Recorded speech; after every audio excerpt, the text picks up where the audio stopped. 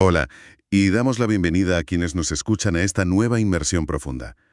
Hoy, el foco lo tenemos puesto en un tema que resuena, la verdad, en todos los rincones de la sociedad actual. Un tema fundamental.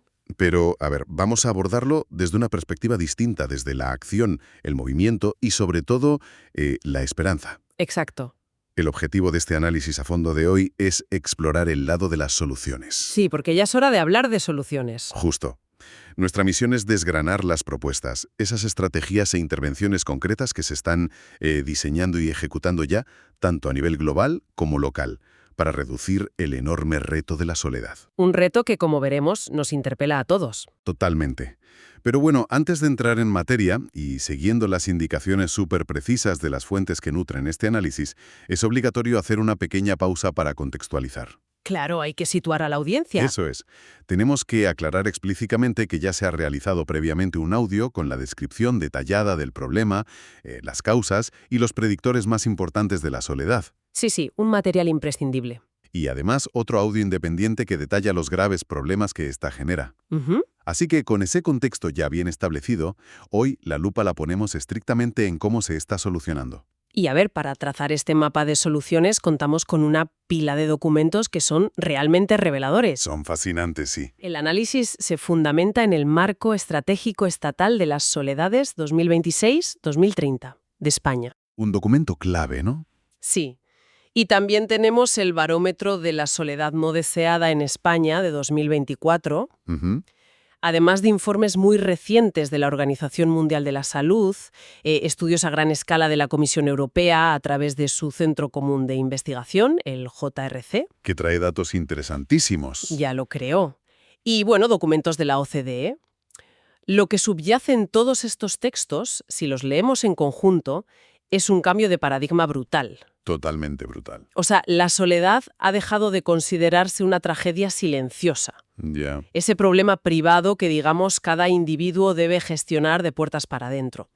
Ahora ha pasado a ser catalogada como un asunto central de salud pública y una prioridad de intervención estatal. Y es que ese salto de lo privado a lo público lo cambia absolutamente todo. Claro. Las soluciones que plantean estos organismos ya no se quedan en la idea clásica o un poco paternalista de abrir un centro social de barrio y organizar una merienda. No, van mucho más allá. Sí, los documentos que tenemos recogen experimentos económicos fascinantes sobre comportamiento humano, replanteamientos enteros del diseño urbano de las ciudades y estrategias de reconexión con la naturaleza.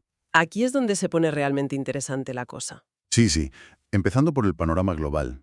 Resulta muy llamativo ver cómo las grandes instituciones internacionales han dado un giro de timón increíble. La OMS, por ejemplo. Es que la postura de la OMS supone una reestructuración total de cómo entendemos el bienestar hoy en día. Ujú. Han elevado oficialmente la soledad a una cuestión de justicia social y de salud pública mundial. Es un cambio de categoría enorme. Totalmente. Históricamente se tendía a percibir el aislamiento como un fallo personal, quizá una falta de habilidades sociales. Como si fuera culpa tuya. Exacto, o una simple consecuencia inevitable del ritmo de vida moderna. Pero ahora la OMS lo define como un reto puramente estructural. Y de hecho, han creado una comisión para esto, ¿verdad? Sí, la Comisión sobre Conexión Social, diseñada para tener un gran impacto operativo ahora en 2025. Y fíjate, equiparan la necesidad de conexión social con la urgencia de combatir el tabaquismo o la obesidad. Madre mía, ¿al mismo nivel? Sí, asumen que la responsabilidad de tejer redes saludables no recae solo en el individuo, sino en el entorno que construye la sociedad. Y, a ver, esa inercia institucional hacia la acción también se refleja en Europa. Pero los datos que aporta el Centro Común de Investigación de la Comisión Europea, el JRC, revelan unos contrastes que de verdad invitan a la reflexión. Son datos que te hacen abrir los ojos. Vamos a desempacar esto, porque este organismo ha realizado un mapeo muy exhaustivo de lo que se está haciendo exactamente en la Unión Europea para combatir la soledad. Ujú. Y los números muestran un desajuste importante. A ver, el 52,5% de las intervenciones actuales en Europa se dirigen exclusivamente a personas mayores. Que, a ver, tiene sentido por la vulnerabilidad asociada a esa etapa. Por supuesto que tiene sentido, pero deja un vacío enorme, porque solo el 8,4% de las políticas se enfoca en la juventud. Un 8,4%. Sí, y esto choca frontalmente con los propios datos epidemiológicos actuales, que señalan a los jóvenes como el grupo de mayor riesgo de soledad en la actualidad. Es una contradicción enorme. Totalmente. Y a esto hay que sumarle que apenas un 4,3% de las intervenciones se dirigen a personas con discapacidad. Es que ese desequilibrio muestra cómo las políticas públicas a veces van un paso por detrás de la realidad. Ya, La asociación mental entre soledad y envejecimiento está muy arraigada en las instituciones. Pero la evidencia nos dicta que el aislamiento impacta con muchísima virulencia a lo largo de todo el ciclo vital. exacto. ¿Y qué nos dice el JRC sobre cómo se intenta mitigar esto concretamente en Europa? Pues el mapeo desglosa tácticas concretas. Mira, un 26,1% de las políticas buscan fomentar la conexión directa. Ujú. Es decir, diseñando espacios para que la gente cree vínculos nuevos. Luego, un 16,8% se basa en organizar actividades grupales estructuradas. Vale. ¿Y el resto? Un 8,6% se dedica a campañas de sensibilización ciudadana y un 8,2% sostiene líneas telefónicas de ayuda y contención emocional. O sea, se invierten recursos, pero da la sensación de que el enfoque sigue estando muy fragmentado, ¿no? Sí, si conectamos esto con el panorama general, se ve que falta cohesión. Y por ese motivo, desde Europa se está haciendo un llamamiento para unificar fuerzas. El Comité Económico y Social Europeo ha emitido un dictamen instando a movilizar recursos para crear una estrategia europea integral. Una estrategia muy necesaria. Sí, de cara al mandato 2025-2029. Y subrayando la urgencia, ojo, de no olvidar a los jóvenes ni a los colectivos en riesgo de exclusión. Claro, no dejar a nadie atrás. Y fíjate que algunos países ya han tomado la delantera asumiendo este rol de manera supervisible. Suecia, por ejemplo. Ah, el caso de Suecia es fascinante. Suecia ha declarado la soledad como un problema formal de salud pública, implementando un plan entre 2023 y 2025 con una dotación de 27 millones de euros anuales. Una barbaridad de inversión. Sí, bajo la estrategia nacional que llaman Standing Together. Y luego, claro, se recuerda mucho la creación de ministerios de la soledad en el Reino Unido y en Japón, que generaron titulares mundiales. Es que eso manda un mensaje poderosísimo sobre qué temas merecen realmente un asiento en la mesa de decisiones de un gobierno. Totalmente. Pero claro, asignar presupuestos millonarios o crear carteras ministeriales específicas requiere justificar muy bien esas inversiones, ¿verdad? Exacto. Para diseñar políticas que de verdad funcionen, se necesita comprender a fondo la psicología del aislamiento. Ya no valen las intuiciones. Para nada. Hay que entender cómo se comporta realmente una persona que se siente sola cuando se le presenta la oportunidad de interactuar. Y aquí es donde entramos en lo que, personalmente, me parece la joya de nuestras fuentes de hoy. Uno de los documentos más reveladores es un estudio monumental y novísimo del JRC, publicado ahora en 2025. Es una maravilla de investigación. Es que hablamos de más de 27.000 participantes de 27 países europeos. Es un hito absoluto en la investigación conductual. Lo es porque desmonta un mito enorme. Históricamente, siempre basándose en encuestas de autopercepción, la literatura académica asumía que las personas que sufrían soledad tendían a volverse más desconfiadas. Claro, como que se encerraban en sí mismas. Exacto. A ver a los demás como una amenaza potencial. Pero los datos de este experimento, que no se basa en lo que la gente dice, sino en lo que hace con dinero real sobre la mesa, muestran lo contrario. Totalmente lo opuesto. Para entender la magnitud de esto, expliquemos brevemente cómo funciona un juego de confianza económico en este tipo de estudios. Sí, es importante entender la mecánica. A un participante se le da una cantidad de dinero real. Su tarea es decidir qué parte de ese dinero quiere entregarle a un desconocido absoluto con el que le han emparejado. Ujú. La regla clave es que el dinero que entregue se multiplicará, pero dependerá de la buena voluntad de ese desconocido devolverle una parte justa de los beneficios. Claro, la lógica pura y el sentido de autoprotección sugerirían que alguien aislado, que supuestamente desconfía del entorno, se guardaría el dinero y no arriesgaría nada. Eso es lo que todos pensaríamos. Sin embargo, los datos empíricos mostraron que las personas que se declaran solas entregan más dinero a sus compañeros de interacción que las personas que no se sienten solas. Es alucinante. Muestran niveles de confianza significativamente mayores. Y el equipo investigador descartó inmediatamente que esto ocurriera por ingenuidad o porque los solitarios tuvieran creencias optimistas y reales sobre el retorno. Saben perfectamente que pueden salir perdiendo. Lo saben de sobra. Lo fascinante de esto es que asumen un mayor riesgo social impulsados por un deseo tremendo de reconectar. Es como, salvando las distancias, la dinámica de alguien que lleva muchísimo tiempo buscando empleo en un sector difícil. Buen ejemplo. Ante la oportunidad de una entrevista, está dispuesto a aceptar condiciones más arriesgadas o a invertir su propio dinero en viajar solo por la posibilidad de volver a entrar en la rueda. Exacto. La necesidad imperiosa de conexión supera la prudencia habitual. La soledad no ha destruido su capacidad de confiar, sino que actúa como un resorte evolutivo. Como una alarma. Eso es, una señal de alarma interna que motiva a la persona a buscar vínculos desesperadamente. Están intentando tender un puente hacia el otro. Asumiendo el riesgo de que les defrauden. Sí. Lejos del estereotipo de alguien huraño que rechaza el contacto, los datos nos dibujan a personas buscando activamente una puerta de entrada a la comunidad. Y fíjate, la segunda fase de este mismo experimento europeo aporta la clave absoluta para el diseño de políticas públicas. Sí, la variable de información. Exacto. Los investigadores probaron qué pasaba cuando al participante receptor se le informaba explícitamente de que la persona que le enviaba el dinero se sentía sola. ¿Y qué ocurrió? Pues que el receptor trataba a su compañero con una amabilidad mucho mayor y le devolvía mayores retornos económicos, sin que hubiera ningún motivo estratégico para hacerlo. Una reacción de pura reciprocidad y generosidad humana. Pura empatía al conocer el estado emocional del otro. Y ese hallazgo desmitifica otra gran barrera mental, la idea de que la sociedad es inherentemente hostil hacia la vulnerabilidad. Ya, creemos que si mostramos debilidad nos van a atacar. Pero el experimento demuestra que la sociedad, en su conjunto, responde de forma compasiva y protectora cuando es consciente del aislamiento de un individuo. Entonces, si la sociedad responde bien, ¿cuál es el problema? El verdadero obstáculo, el cuello de botella monumental que impide que esa respuesta se active, es el estigma. Ah, el estigma. Sí. Si analizamos los datos del barómetro de la soledad no deseada en España de 2024, el contraste con esta realidad es brutal. A ver los datos. Solo el 39,5% de las personas que sufren soledad se sienten cómodas pidiendo ayuda, ¡Qué barbaridad! Ni la mitad. frente al 74% de las personas que no la sufren, que afirman que no tendrían problema en pedir apoyo si llegaran a necesitarlo. Es que el estigma funciona como una mordaza invisible.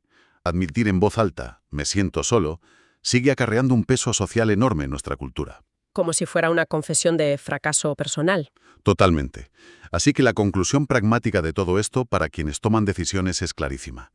Una de las intervenciones institucionales más potentes y, curiosamente, más baratas es la creación de entornos libres de estigma. Eso es vital. Si se facilita que las personas expresen su soledad de forma segura, en organizaciones o en la sociedad, la red natural responde de forma protectora. Y fíjate que esta evidencia sobre la importancia del entorno y la reducción del estigma es precisamente lo que alimenta las nuevas estrategias a nivel nacional. Exacto. Vamos a bajar todo esto al plano nacional. Si revisamos cómo España está aterrizando todas estas directrices, destaca muchísimo el Marco Estratégico Estatal de las Soledades 2026-2030. Sí. Y su alineación con la Agenda España 2050, porque plantean abandonar de una vez ese modelo puramente asistencial. Esa visión de vamos a cuidar al pobrecito solitario. Exacto, abandonan eso para adoptar un enfoque completamente transversal. Y ese concepto de transversalidad requiere una traducción práctica, porque suena muy bien en el papel.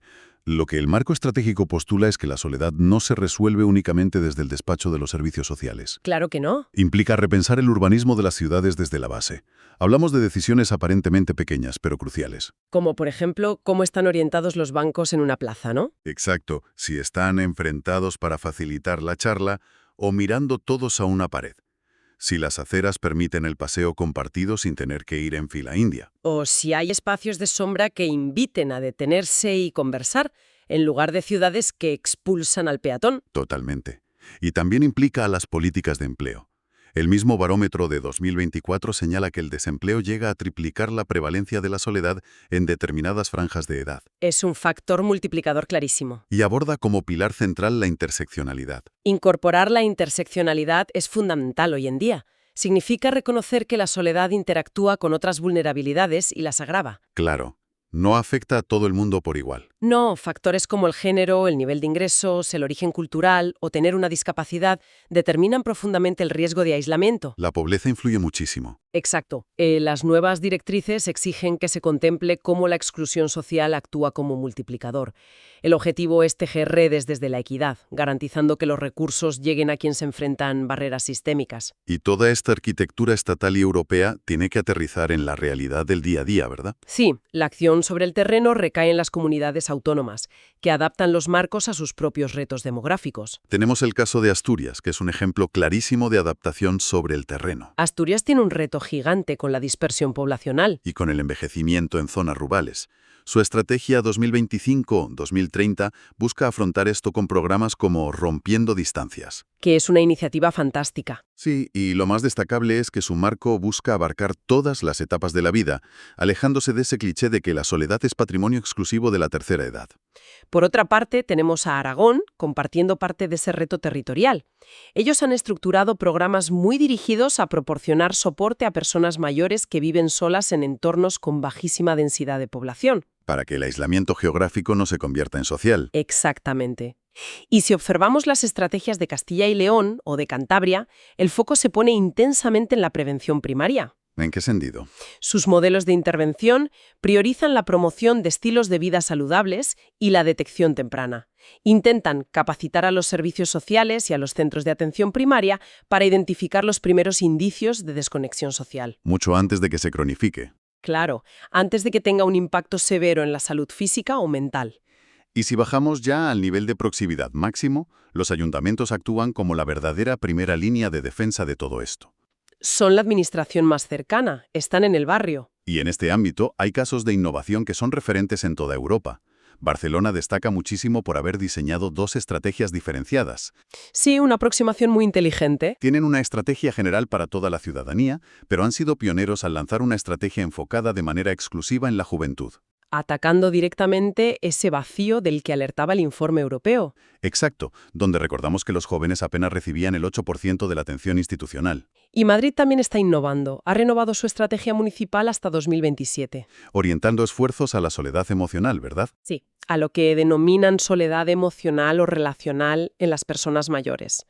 Entendiendo que alguien puede estar rodeado de gente en una gran ciudad, cruzarse con miles de personas al día y sentirse profundamente desconectado. Quizá es la paradoja de las grandes ciudades. Totalmente. Y la evolución en las respuestas de los ayuntamientos refleja un cambio metodológico profundo. Se ha pasado de la provisión de servicios pasivos al empoderamiento mediante el modelo de activos comunitarios. Usar los recursos de los propios barrios. Eso es. En lugar de diagnosticar a un barrio solo por sus problemas, movilizan lo que ya tienen. Una biblioteca pública deja de ser solo un almacén de libros para ser un nodo vecinal. O los polideportivos y mercados. Exacto. Se reactivan como motores de cohesión. Y uno de los ejes más innovadores que recogen los planes actuales es la reconexión con la naturaleza como antídoto contra el aislamiento. Sí, ese enfoque de naturalización de las ciudades cobró muchísima fuerza tras la pandemia. Las propuestas de rediseño urbano buscan crear entornos verdes y espacios pacificados donde el ritmo de vida baje. Donde la interacción humana incidental sea agradable. Claro, un parque bien diseñado o un huerto urbano comunitario te obligan, en el buen sentido de la palabra, a interactuar, a cruzar miradas, a compartir un espacio sin la presión de un evento superformal.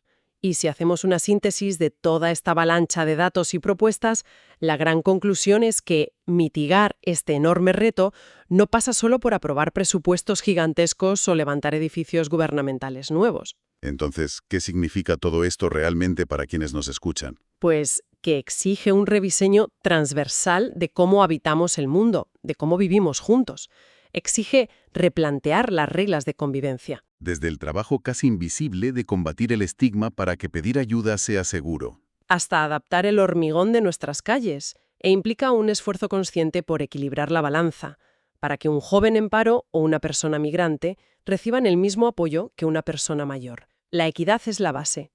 Y conocer todas estas estrategias, desde las directrices de la OMS hasta los planes locales, no es un mero ejercicio teórico. Resulta fundamental para cualquier persona que nos escuche. Porque todos somos parte de la red de contención comunitaria. Exacto. Entender la psicología de ese experimento de confianza nos dota de herramientas para exigir mejores entornos, pero también para ser más empáticos y proactivos en nuestro propio bloque de pisos, en nuestra oficina o con nuestra familia. La recuperación de esa colección perdida pasa por reconstruir la red comunitaria desde los cimientos. El activo comunitario más potente es una ciudadanía informada. Completamente de acuerdo. Y bueno, antes de acercarnos a la reflexión de cierre y cumpliendo rigurosamente con las instrucciones marcadas para la emisión de este contenido, El aviso importante para la audiencia. eso es obligatorio anunciar a quienes nos escuchan que para complementar toda la inmensa cantidad de datos, experimentos y estrategias de hoy, en breve estará disponible otro audio independiente. Un material muy útil, la verdad. Sí, ofrecerá un resumen sintético de las propuestas nacionales e internacionales diseñadas para reducir este problema. Así que manténganse a la escucha para tener el panorama completo de forma rápida y accesible. Estaremos pendientes. Y a modo de cierre, hay una idea que subyace en la ciencia de todo lo que hemos revisado hoy y que merece la pena dejar resonando en la mente de la audiencia. A ver, cuéntanos. El experimento europeo nos demostró con datos fríos que cuando revelamos nuestra vulnerabilidad, cuando el entorno sabe que alguien se siente solo, la reacción mayoritaria no es el rechazo. Es la confianza y la generosidad. Exactamente. Y esto plantea una pregunta importante a nivel personal. Si las instituciones, los gobiernos y los ayuntamientos están invirtiendo años en construir redes de seguridad y combatir el estigma, ¿Sí? ¿será que el primer paso, y quizá el más valiente, para curar la epidemia de la soledad en nuestras propias vidas, empiece simplemente por atrevernos a decir en voz alta, ¿me siento solo? Dejar caer esa coraza protectora como el detonante de todas las soluciones posibles. Exactamente. Es un pensamiento tremendamente poderoso para llevarse tras toda esta información. Agradecemos enormemente que nos hayan acompañado en este análisis a fondo, navegando desde las grandes políticas mundiales hasta el impacto en nuestras propias calles. Hasta la próxima inmersión.